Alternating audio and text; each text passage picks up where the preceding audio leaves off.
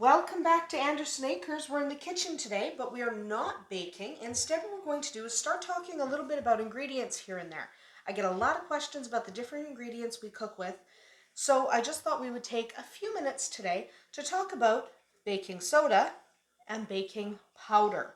There is a difference between them. Sometimes people think you can use them interchangeably, but not really. You can see each poured into a little bowl. It is difficult to see the difference, even if you're just looking at them. Even if you know what you're looking for, it can be difficult to see the difference. The way I tell people to see the difference is the baking soda looks a little bit more like sand. It feels a little bit more like sand, a fine silica sand, where the baking powder is a little bit harsher. So you can tell the difference if you touch them. So if I touch this one, I can go, I don't even have to look at it. Yeah, that's baking soda, because it feels a little bit more like fine silica sand. This is a little bit rougher, a little bit coarser in texture. So they are very different. This is sodium bicarbonate. That's all that's in it. One thing. Very small ingredients. This has cornstarch in it, and depending on the brand, it may have one other thing in it, depending on the specific brand you use. But this has a little bit of cornstarch. This is pure sodium bicarbonate. Now, the baking powder is incredibly common. Everybody uses it. If you make biscuits, you've probably used baking powder. Baking powder biscuits are really common. It first reacts with liquids and then with heat during baking. Because baking powder over time loses its ability to leaven baked goods, never use it if it's expired. Okay, it does break down over time because of the addition of cornstarch. It is not good infinitely, so check your cans. This one, the expiry date is on the bottom. This is good until well into 2024, but check your expiry date because eventually they do expire. Do not use expired baking powder. Not because it'll make you sick, just because it won't work properly. So if you do not have baking powder, but you do have baking soda, you can kind of pull a fast one. You can substitute a half a teaspoon of cream of tartar and a quarter teaspoon of baking soda for 1 full teaspoon of baking powder. So if you really don't have this, you can use baking soda mixed with cream of tartar.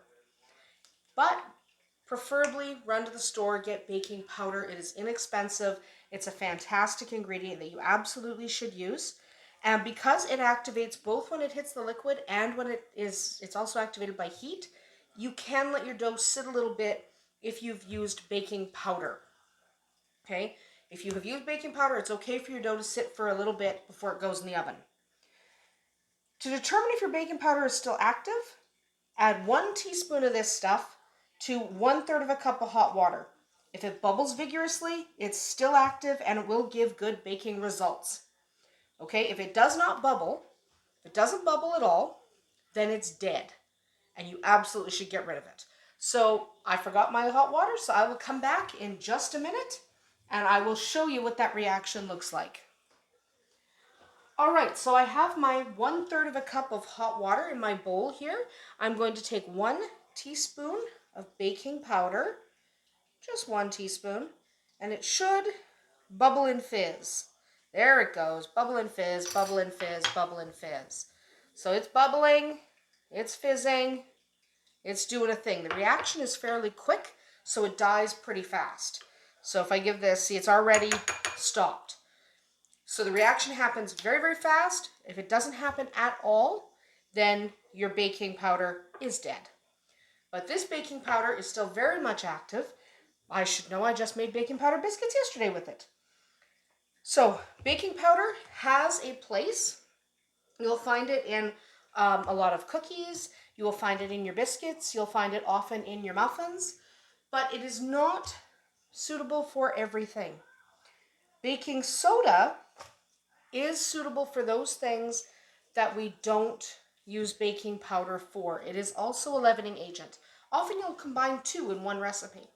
But this is a totally different material, totally different ingredient.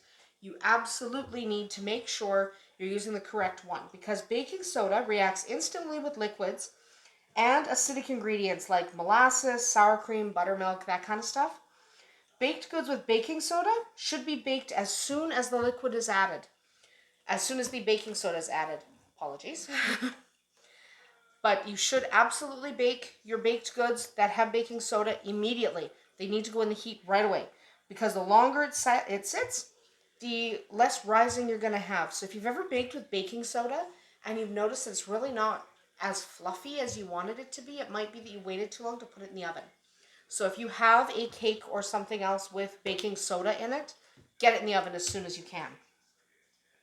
When acid isn't included in the recipe, often cream of tartar will be used. This really does need some kind of acid. So if it doesn't have an acid, it doesn't react very well because it only reacts to the liquid, but it really needs an acid. So you'll see this a lot in cookies that have molasses, cookies that have a sour cream, cookies that have a yogurt. That's when you see a lot of baking soda being used. Otherwise, it's often baking powder. They are not interchangeable. So you can't take a recipe that says use baking soda and throw in baking powder, or vice versa. You must use the ingredient as written in the recipe unless you're ready to start experimenting a little bit. That's fine, but expect some failures as you go. That's about all there is to know about baking soda and baking powder. So I hope this was a little bit of help to people who had asked me what's the difference and when do I use them. Use them according to the recipe, and if in doubt, look it up. They are not interchangeable. Use one, not the other. Sometimes you'll use both. Until you know what you're doing, don't get too creative with mixing them or with substituting them. That's about it for us today here at Andersen Acres. We'll see you tomorrow.